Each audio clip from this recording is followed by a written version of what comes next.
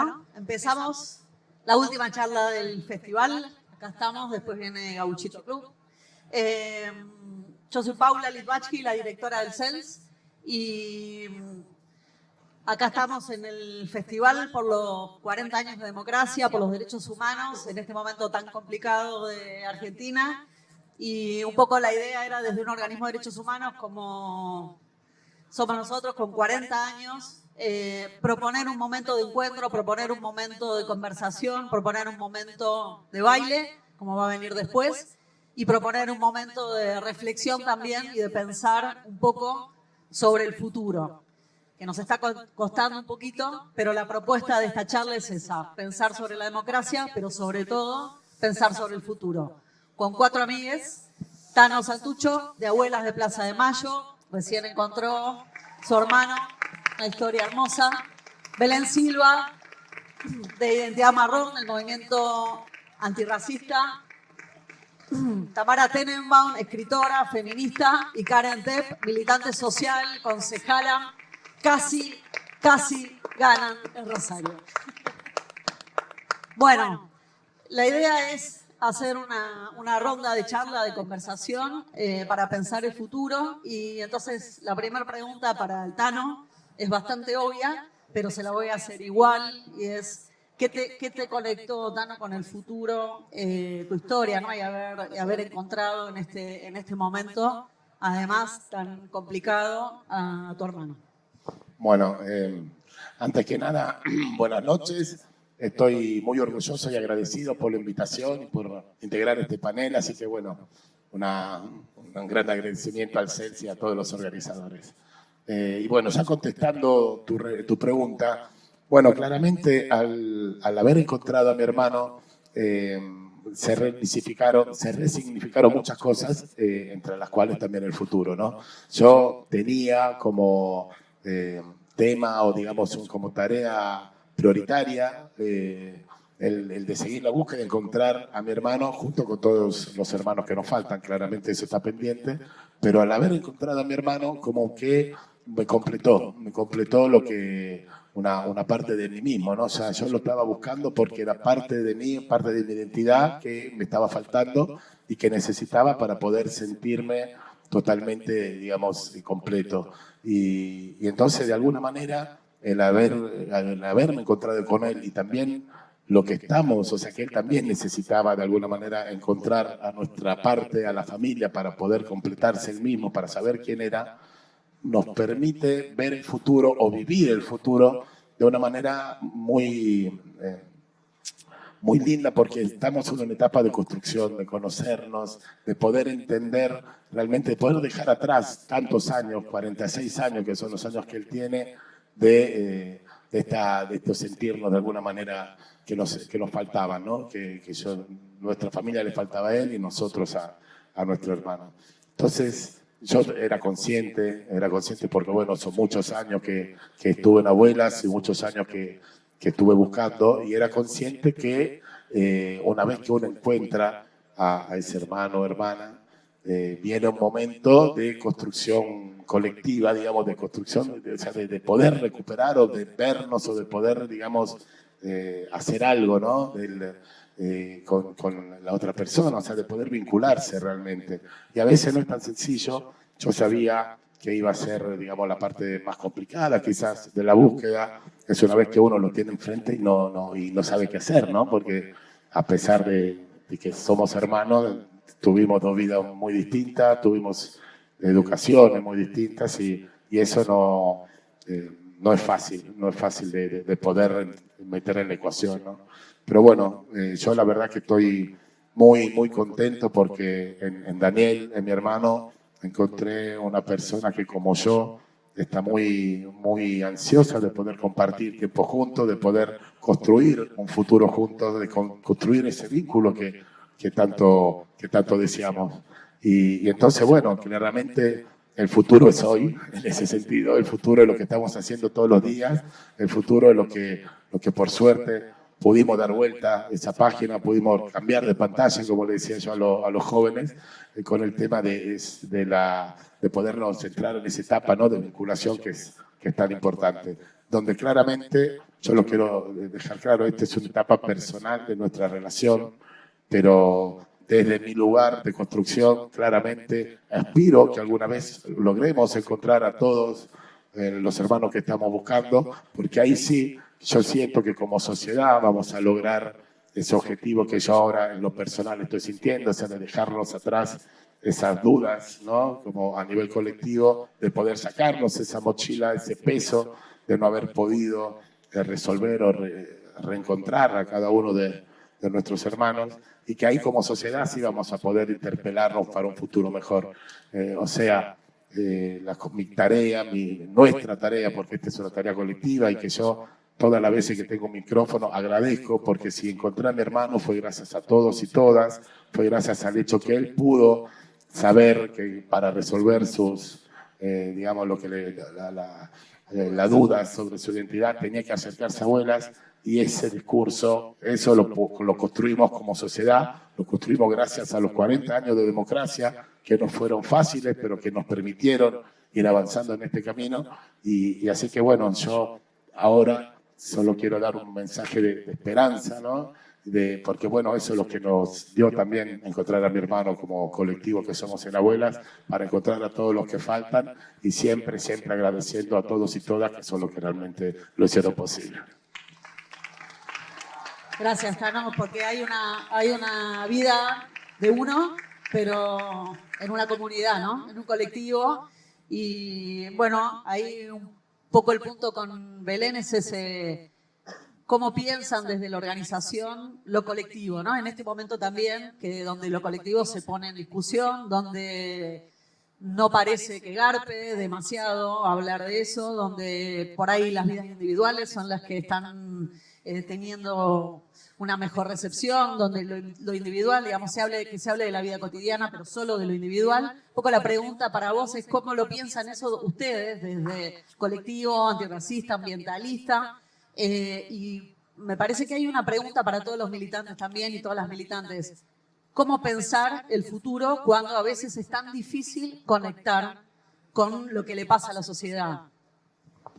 Bueno, buenas noches, ¿cómo están? Gracias por la invitación. Y para quienes no conocen, les cuento, ¿no?, que el colectivo Identidad Marrón es un colectivo antirracista que nació en Argentina. Y la particularidad de haber nacido en Argentina es que está atravesado claramente por toda nuestra historia, principalmente por nuestra descendencia de los pueblos originarios, ¿no? Nuestros rostros, nuestras caras ya hablan por sí de dónde venimos. Y eso que pareciera tan obvio nos pone sobre la mesa una situación que es el racismo estructural acá en Argentina y en Latinoamérica, ¿no?, para ser bondadosa con nuestro hermoso país, donde Latinoamérica tiene gente que tiene rostros marrones, ¿no? Rostros con las narices más anchas, con el cabello negro, pesado. Y eso, que a ustedes tal vez les parezca anecdótico, genera discriminación, genera racismo. Y el racismo es un tratamiento diferencial que reciben las personas por sus rasgos. Desde ahí partimos, ¿no?, que desde el colectivo creemos que es necesario hablar de estas cosas para poner ese pie de desigualdades de donde partimos para hablar de derechos humanos, ¿no? Y me alegra que en estos espacios donde se discuten, donde se debaten, donde nos volvemos a repreguntar sobre los derechos humanos, empecemos a hablar también del racismo, pero no como una agenda aislada de la vida de las personas. No, atravesando absolutamente cada una de nuestras vidas, ¿no? Y hay un punto en común que nos sucede en el colectivo, es que somos muchas primera generación universitaria, y da la casualidad de la universidad pública. Entonces, no podemos obviar en este contexto tan complicado el rol fundamental que cumple para los sectores de la sociedad que no accederían a esa ascendencia social, esa movilidad social ascendente que nos permite poder estar en estos lugares. Porque, ¿no?, hoy estamos discutiendo sobre racismo, pero es una discusión que está empezando a permear en lugares donde no permeaba. Entonces, en una mesa de discusión de derechos humanos, podemos traer este tema. Y la palabra colectivo es base, ¿no? Me gustaba mucho este año que Tecnópolis tenía ese lema de la potencia de lo colectivo. Y creo que la individualidad que hoy nos venden como bandera ¿no? Que nos venden la libertad desde la individualidad y claramente primero debemos recuperar la palabra libertad, ¿no? Pero también pensar qué es lo que se construye en esos ámbitos, ¿no? La universidad pública como ese trampolín, pero también para poder generar esos lazos que finalmente van a dar esas soluciones, ¿no? Cuando pensamos en una agenda antirracista, no, yo les dije, no las pensamos aisladas de la vida cotidiana. Pensemos en cómo hoy están compuestos los barrios populares, ¿no? Caminan los barrios populares y hay una sobrerepresentación de personas racializadas. ¿Y esto por qué? ¿Porque las personas marrones eligen vivir en Villa Fiorito? O tal vez porque son aquellos que acceden a trabajos precarizados, menor remunerados, vinculados a tareas de cuidado, que, oh casualidad, es una agenda feminista. Y una agenda feminista también puede ser una agenda antirracista, ¿no? Y mencionabas ahí desde el ambientalismo y pensamos, esas personas en los barrios populares que viven con esa desventaja de no poder tener algunos de los elementos que necesitamos para vivir, ¿qué pasa cuando viene una tormenta? ¿O qué pasa cuando viene una ola de calor? La van a pasar peor. Entonces, ahí me echamos esa agenda antirracista, esa agenda feminista, esa agenda desde los derechos humanos y la dejamos de pensar aislada de lo que tenemos, ¿no? Y lo colectivo es ese fluido que une todas esas agendas y que nos permite también quitarlas de esa idea de que son piantavotos, ¿no? Porque a veces uno dice, no, eso la verdad es que esto en este contexto, no. Estos son los momentos necesarios para poder discutir y poner en común para pensar ese futuro que queremos.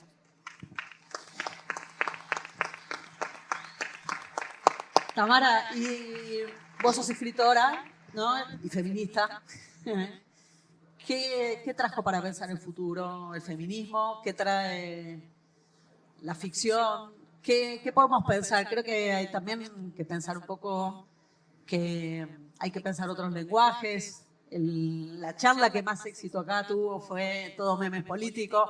No esta en la que estamos hablando, sí, la de allá. Me parece que hay que pensar mucho también cómo hablar, cómo pensar, pero también cómo construir ese futuro y contarlo. Bueno, yo creo que el feminismo es una de las fuentes de esperanza de los últimos años, o sea, es uno de los colectivos que más logros concretos ha conseguido, que más ha podido también llevar ciertas ideas a las masas también, ¿no? Me parece que el feminismo nos da una pista ahí de cómo acceder.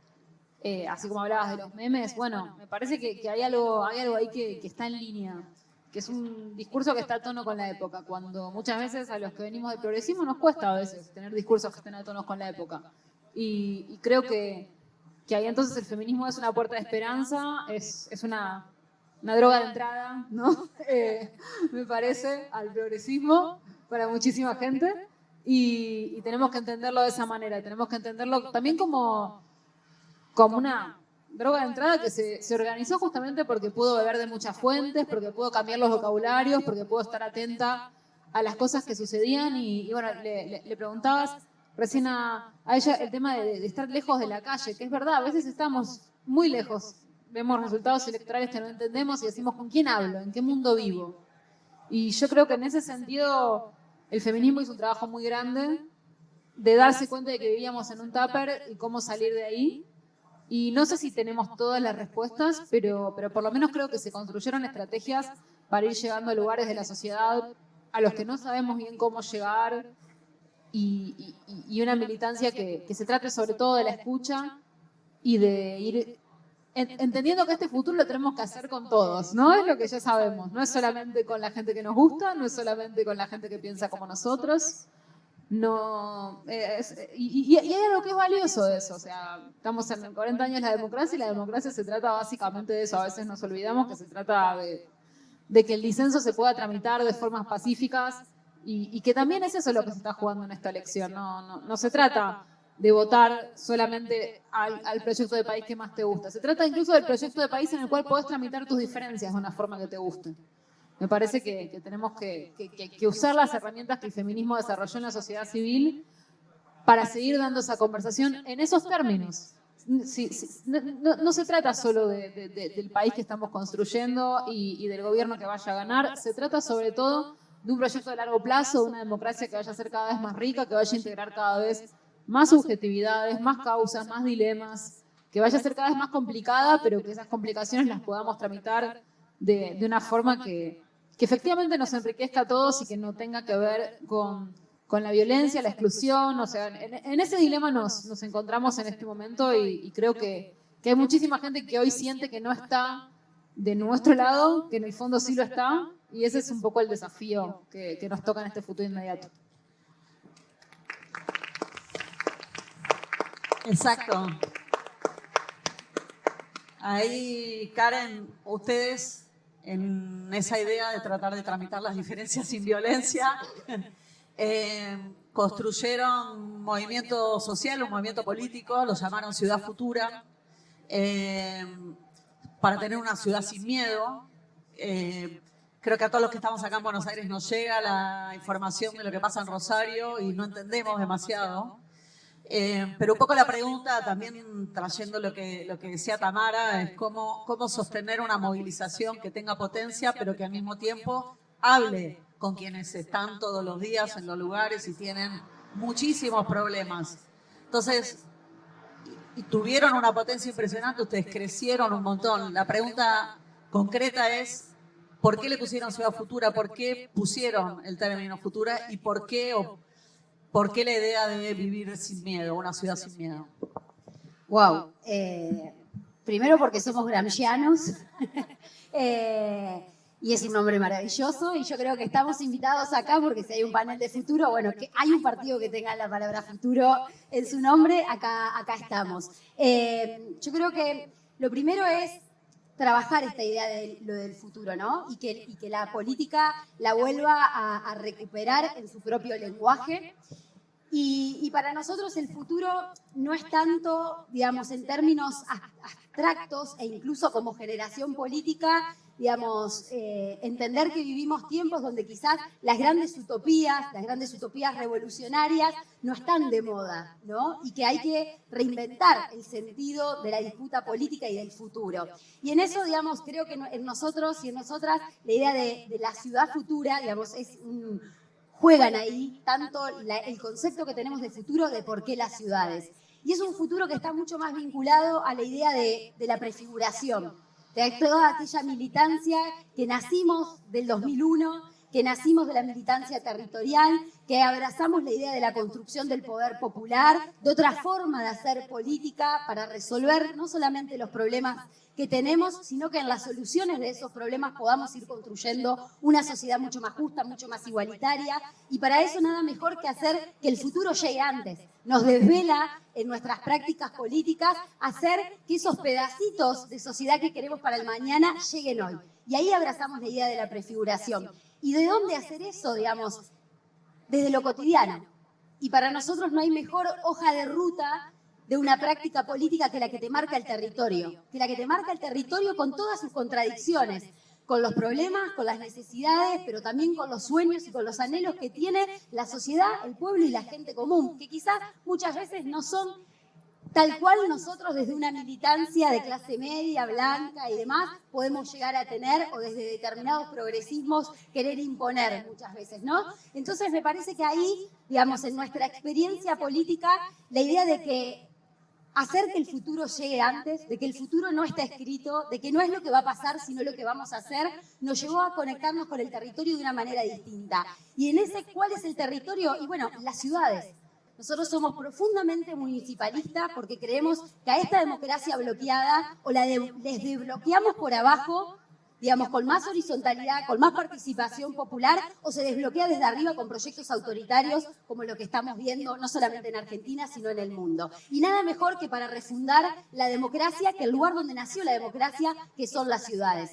¿Por qué? Porque nos permiten, desde la cercanía y desde la proximidad, acercar la toma de decisiones al lugar donde se viven las consecuencias de las decisiones que se toman, ¿no? Y en ese proceso empoderar a la sociedad, volver a hacer que la política sea la disputa de un sentido, pero que tiene que tener capacidad de materialización. Digo, si hay algo que ha hecho el neoliberalismo en los últimos años y en las últimas décadas, es materializar sus utopías, sus proyectos, su lógica individualista de la competencia, de la especulación en las ciudades. Y desde los progresismos, desde los proyectos del campo nacional y popular, revolucionarios, incluso de la primera ola en América Latina, ha estado fuera de agenda qué es lo que pasa en las ciudades. Y nosotros estamos convencidos de que la disputa con el capital y lo de los modelos de vida, e incluso acá también las banderas del feminismo y todos sus aprendizajes nos hablan de la necesidad de construir desde abajo comunidad, modos de vida alternativos a lo que nos ofrece este sistema, y para eso hay que hacerlo desde la cercanía, con nuevas lógicas que tienen que ver mucho más con la colaboración, con la empatía y con la capacidad de entender que somos personas absolutamente vulnerables, interdependientes, y que en esa interdependencia no hay una vulnerabilidad de disvalor, sino por el contrario, la capacidad de volver a construir nuevos modos de vida y futuros mucho más deseables que hoy tenemos. Y lo que parece un discurso o una propuesta que no le importa demasiado a nadie, en Rosario importó bastante, digamos. Me parece que eso también es muy 48,5. Pegó en el palo y salió. En 4 años entra por goleada. Entonces, en esa idea por ahí que planteaban, me parece que están diciendo, Tano, esto de el futuro es hoy, ¿no? O sea, tampoco esa idea de, bueno, no estamos pudiendo pensar un horizonte, no estamos pudiendo construir un futuro y no sabemos muy bien qué es eso, es muy paralizante. Es decir, bueno, ¿de dónde sale? Sale un poco del laburo cotidiano, de la militancia, de pensar en el otro, de la solidaridad, de compartir espacios. Y ustedes, desde Abuelas, organismo primo hermano del CELS, trabajan mucho con jóvenes. Un poco la idea de pelear por la identidad, la búsqueda de la identidad, también implica trabajar con jóvenes. Y vos tenés un poco esa tarea en Abuelas. ¿Qué hay de pensar con los jóvenes el futuro y el presente? Bueno, sí, efectivamente. Abuelas siempre trabajó con jóvenes porque en un momento nuestros hermanos eran jóvenes y lo buscaban entre ellos. Digo eran porque, bueno, me hago cargo, soy de la misma generación que mi hermano, éramos jóvenes. Pero no dejamos de serlo tampoco del todo. Y bueno, y claramente trabajamos con jóvenes porque entendemos que sobre todo el tema del derecho a la identidad es un tema que tiene que ser parte, ¿no? Conscientemente parte de la educación y del crecimiento de cada uno de nuestros hijos, de todos y todas, porque tiene que ver con cómo uno se enfrenta, ¿no? a la vida, qué capacidades tiene de entender de dónde viene y sobre todo conscientemente, ¿no? De eso. Se mezcla con un montón de otros valores que hoy acá trajeron también las compañeras, ¿no? Como, bueno, el tema también racial, de dónde vengo yo, ¿no? Cuál es mi entendimiento de quién soy, pero también y sobre todo nosotros entendemos que es muy importante esta transferencia, porque justamente la construcción de un derecho a la identidad integral necesita claramente que encontremos a los que faltan, pero es mucho más grande que eso. El derecho a la identidad no es solo para los nietos de las abuelas. Nosotros nos dimos cuenta, hay mucha gente que tiene dudas sobre su identidad, porque lamentablemente en la Argentina, como en muchos otros lugares, hubo tráfico, hubo un montón de, digamos, la juventud de la niñez se fueron objetivizadas, o sea, realmente se daban niños paquetes como si fueran cosas, y eso fue algo que, bueno, descubrimos gracias a que interpelamos a la sociedad, que elegimos los que tengan dudas sobre su identidad, acérquense, y vimos que era mucho más de lo que estábamos buscando.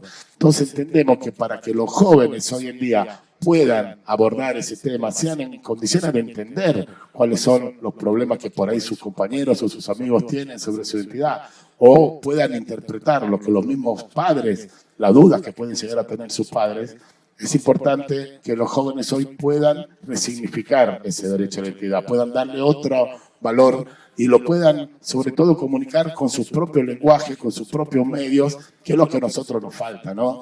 Para podernos comunicar con esos jóvenes. Entonces, quizás, y ahí entra, digamos, un poco la tarea que hacemos cotidianamente en Abuelas, entendemos que para poder transmitir esa importancia hay que empezar desde las referencias que tenemos, el gran camino que hicieron nuestras abuelas, y siempre hablando o de alguna manera interpelando a los jóvenes, ¿no? Bueno, ¿qué te pasa a vos cuando escuchas esto?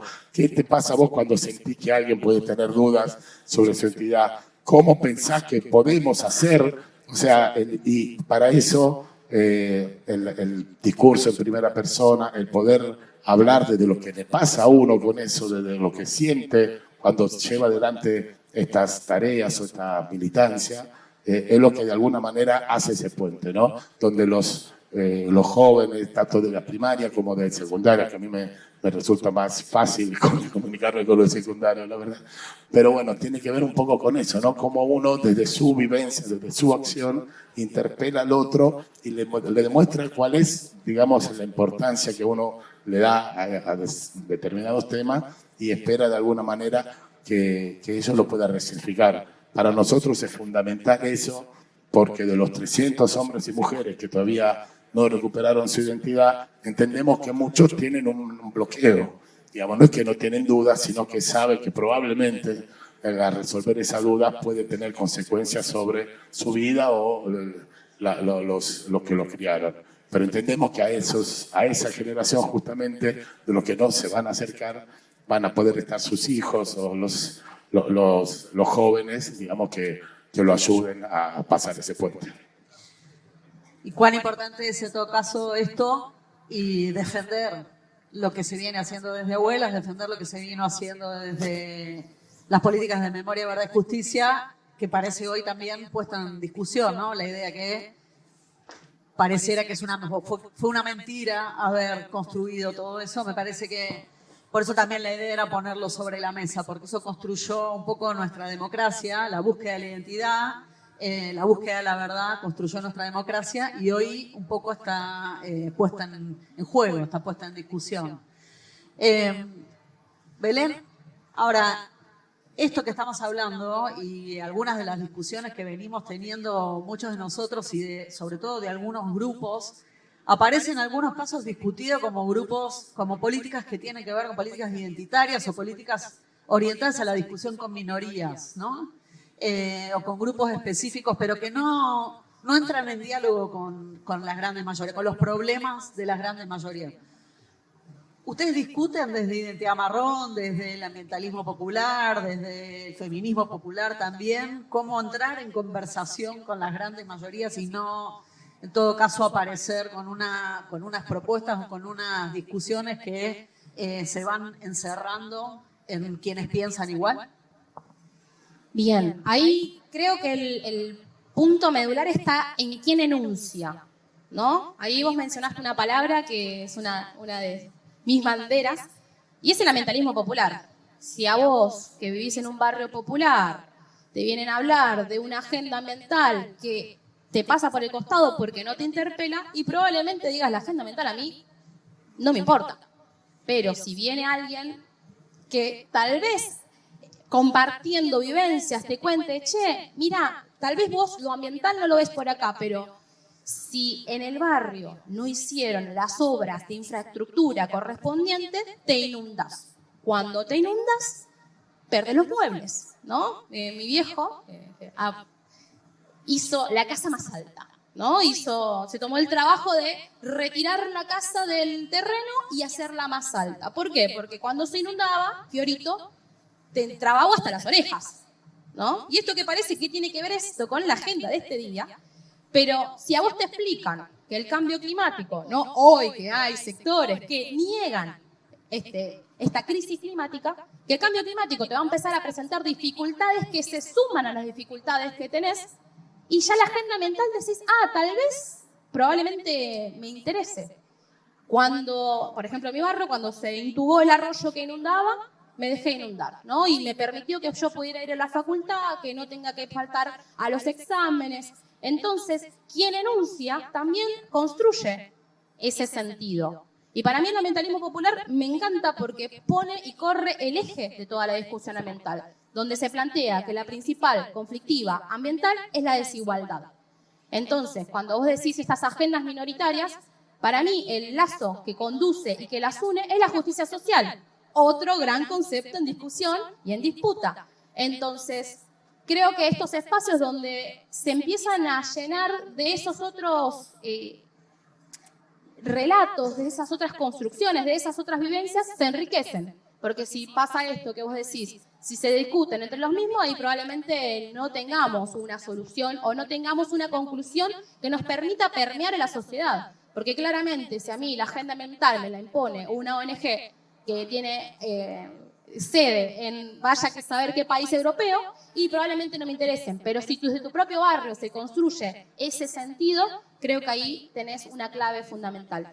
Y otro elemento que me parece, ¿no? Recuperando esto que decía, hoy cuando iniciábamos esta actividad nos preguntaban, ¿no? Más que nunca, ¿qué? Justicia social. Esta justicia social que pone en pie de igualdad a todas aquellas personas que por algún u otro motivo no hayan podido cubrir todos esos derechos que te permiten vivir con dignidad, ¿no? No se trata de pensar en una agenda que venga a plantear logros que no signifiquen, no, significa vivir con dignidad, el poder pensar en un proyecto de vida, pensar en estudiar, pensar en trabajar, pensar en tu familia. Creo que todos esos elementos que estuvimos charlando, ¿no? Y que vamos a seguir hablando, nos permiten darnos cuenta de que es hora de construir nuevos protagonismos. ¿Y cómo se construyen? Bueno, haciendo esto que ustedes están haciendo, decir, bueno, traigo uno acá, uno allá, uno del otro lado, pero que en algún punto quienes están acá, algo de lo que dijimos les va a permear. Y creo que es eso, construir nuevos protagonismos para que las agendas dejen de ser ajenas y empezar a construir agendas propias. Buenísimo. Y en esa reconstrucción, Tamara, vos decías que había que empezar a hablar un poco diferente o acercar el lenguaje o los lenguajes a ciertas luchas. Decías que el feminismo es una droga de entrada. ¿Cómo hacemos para que los derechos humanos sean una droga de entrada también? ¿Cómo acercar el lenguaje de los derechos humanos a la vida cotidiana, a esa interpelación también como más mayoritaria? Bueno, yo creo que estamos en un momento bastante difícil en términos de que el lenguaje de los derechos humanos está en disputa y ha sido muy vapuleado. Yo creo que desde quienes efectivamente lo defendemos y lo entendemos como valioso, también es importante atrevernos a discutir y conversar con gente que efectivamente ese lenguaje no lo quiere hablar y partir desde una, digamos, una caracterización positiva de los interlocutores y pensar que no significa, las personas que no quieren hablar el lenguaje de los derechos muchas veces no saben por qué no quieren hablarlo, y no necesariamente no piensan como uno. Yo creo que estamos mucho más cerca de muchísima gente de lo que creemos. Creo que muchas veces, porque estos discursos no los repite solamente la élite, si no sería mucho más sencillo. Son discursos en los que nos encontramos con trabajadores precarizados, con gente con la que sabemos que tenemos mucho en común y que tiene experiencias de opresión que incluso a mí a veces me cuesta porque no tengo tampoco, cuando te dicen, bueno, salí a micromilitar en todos lados, a mí me cuesta muchísimo desde mi lugar de privilegio relativo empezar a micromilitarle a alguien que efectivamente vive situaciones mucho más precarias que las mías y bajarle mi lenguaje como si fuera el lenguaje obligatorio desde mi lugar de chica blanca de clase media, hablarle al trabajador de Rappi que está ofreciendo un servicio para mí. Me parece que hay que también tener muy en cuenta el lugar que uno ocupa socialmente y desde qué lugar entonces uno puede vincularse con la gente. Y que entonces él sabe más de opresión que yo, casi seguro. En cualquier caso estamos hablando de idiomas distintos y si estamos hablando de idiomas distintos no tengo que... Me parece, mi perspectiva es que no tengo que asumir que yo estoy hablando el idioma correcto y tengo que venir a bajar la palabra divina, de ninguna manera, sino que lo que podemos hacer es escuchar. Exactamente. Basta de dogmas. Basta de dogmas y sí, basta de palabra revelada y acercarnos, pero acercarnos no porque queremos ganar algo, acercarnos porque efectivamente queremos aprender, acercarnos porque de verdad queremos saber lo que está pasando en la calle, lo que está pasando en la ciudad, cómo está viviendo sobre todo la juventud. Yo siento que las brechas generacionales son cada vez más grandes. Es cada vez más difícil hablar el idioma de alguien. Yo teóricamente en algún sentido todavía soy joven y cada vez es más difícil. O sea, y cada vez es más difícil igual. Yo tengo 34 años y hablo con alguien que tiene 22 y yo siento que vive en otro planeta. Entonces... me parece que en cualquier caso hay que abandonar el rol docente del adulto. A los que somos docentes nos cuesta el doble, pero hay que abandonar ese lugar porque efectivamente la juventud transita las calles de formas que uno ya no las transita la precarización laboral de formas que uno ya no la transita, y entonces saben cosas que no sabemos. Me parece que en cualquier caso, si tenemos amor por un vocabulario, lo mejor que podemos hacer por ese vocabulario es suspenderlo por un rato, escuchar y ver qué terreno común podemos encontrar con quienes están viviendo la opresión en la calle en tiempo real.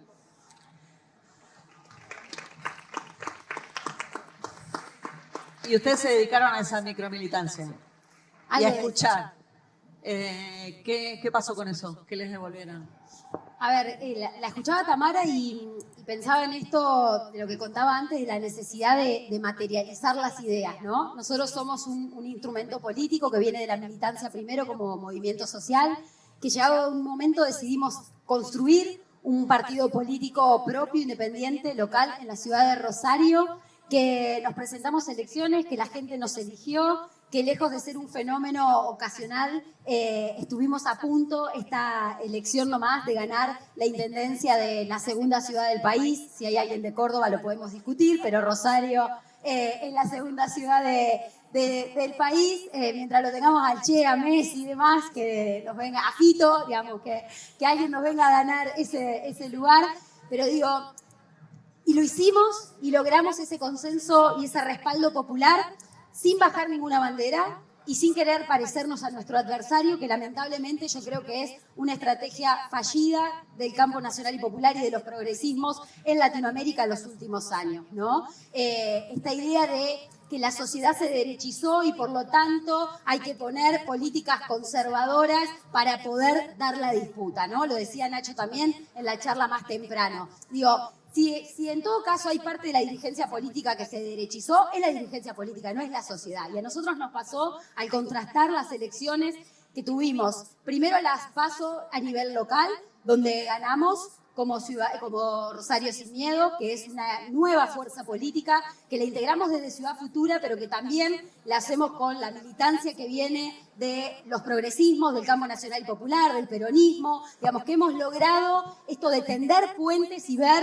que hay mucha militancia con la cual compartimos las calles, compartimos la lucha en el territorio, compartimos muchas de las discusiones adentro de los ámbitos legislativos, pero que después terminamos compitiendo entre nosotros sin ser capaces de generar alternativas de gobierno que verdaderamente nos expresen y nos representen en la pluralidad de voces y heterogeneidad que es esta sociedad, ¿no? Hablamos de la necesidad de una nueva generación política que no tiene que ver tanto con la edad, sino con una nueva forma de hacer y de pensar y de sentir la política también mucho más vinculada al territorio. Y si uno piensa de que nosotros planteamos en toda la campaña una idea de construir una Rosario sin miedo, que nuestra convocatoria a la construcción de un futuro deseable es volver a vivir en una ciudad sin miedo, entendiendo de que estamos viviendo hoy en una ciudad que cuadruplica la tasa de homicidios a nivel nacional, que desde hace 10 años es la ciudad más violenta de nuestro país y que lamentablemente desde los sectores de la izquierda o del progresismo durante todos estos años nos hemos negado a discutir seriamente la cuestión de la seguridad y de que la gente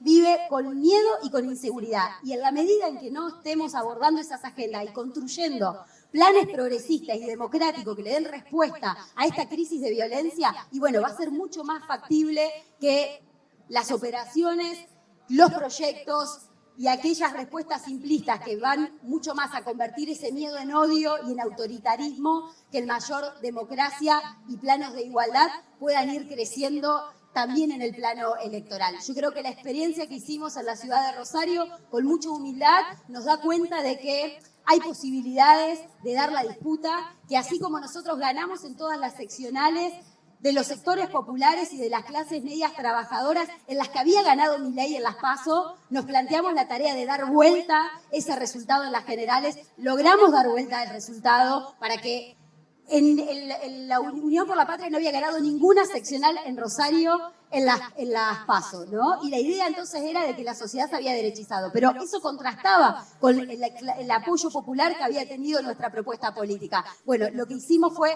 hacer que se reconecte con la vida cotidiana, la política con mayúscula, que por ahí pasa mucho desde la General Paz para adentro, y que eso se piensa que es la política nacional, en realidad es la hegemonía de la política de Capital Federal que sobre la política nacional, volvimos a reconectar, salimos al territorio a brindar mucha capacidad de escucha y a invitar, yo creo, a esa idea de que los pueblos se dividen en dos, ¿no? Entre aquellos que luchan por lo que les falta, por ir a ganar algo, y aquellos que pelean para conservar lo que tienen. Yo creo que la política argentina hace muchos años que le está convidando a la sociedad a defender lo que tiene. Y la verdad que el presente que tenemos es de mierda y tenemos que hacernos cargo de que es un presente que no está bueno vivirlo y que no está bueno proyectarlo hacia el futuro.